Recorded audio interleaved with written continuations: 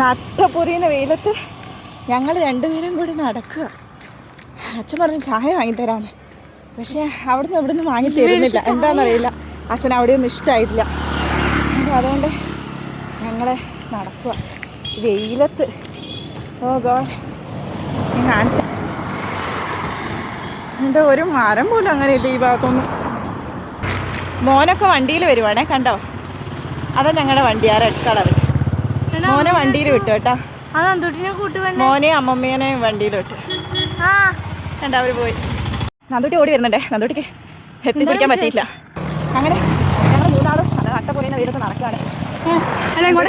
നടക്കേണ്ടത് നേരെ നടക്കും. അവരെവിടെയെങ്കിലും നിർത്തിയിട്ടുണ്ട്, അവിടെ നമ്മൾ ഇറങ്ങാം.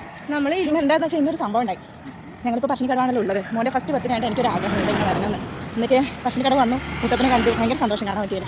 പിന്നെ അതിനുശേഷം ഞങ്ങൾ ഫീഡിംഗ് റൂമിലേക്ക് പോയിട്ടുണ്ടായിരുന്നേ മോനെ പാൽ കൊടുക്കാൻ വേണ്ടിയിട്ട്. ഞങ്ങൾ കയറിയ സമയത്ത് ഫാനിൻ്റെ എന്താ പറയുക പ്ലഗിൽ നിന്ന് ആ വയർ ഊരി നിലത്തിട്ടിട്ടായിരുന്നു ഉണ്ടായിരുന്നു. ആരോ അവരെ ഫോൺ ചാർജ് ചെയ്യാൻ വേണ്ടി കുത്തിയിട്ടുണ്ടായിരുന്നു.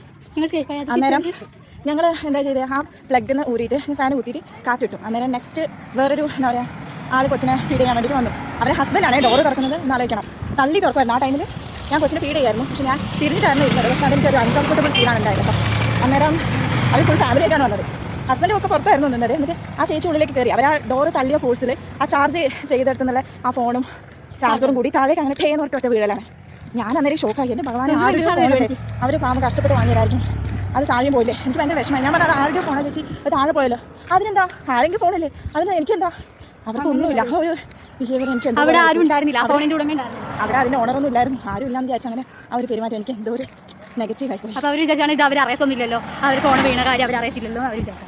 അന്നേരം നിങ്ങൾ ഈ ഒരു ബിഹേവിയർ എന്നാണ് വിചാരിക്കുന്നത്? നല്ല കാര്യമാണ്, ഒന്ന് കമൻറ്റ് ചെയ്യണേ. എനിക്കറിയില്ല, എനിക്ക് അതെന്തോ ആയിപ്പോയി, എനിക്ക് നെഗറ്റീവായി വിചാരിച്ചു. എനിക്ക് ആളില്ലെങ്കിൽ ആരാൻ്റെ സാധനം നശിപ്പിക്കാനോ അല്ല അറിയാണ്ട് പറ്റിയതാണെങ്കിൽ അവരൊന്നും ആ ജസ്റ്റ് ആ ഫോൺ എടുത്ത് വെക്കാനുള്ള ഒരു മര്യാദ കാണിക്കണ്ടേ, അതുപോലും ചെയ്തില്ല അവർ.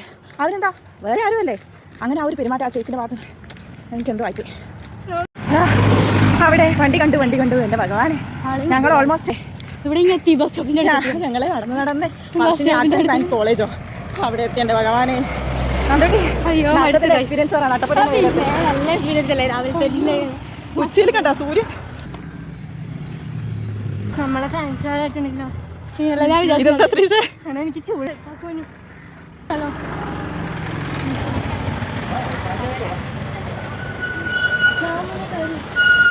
അവന്ന് കളിക്കുന്നു വെള്ളം.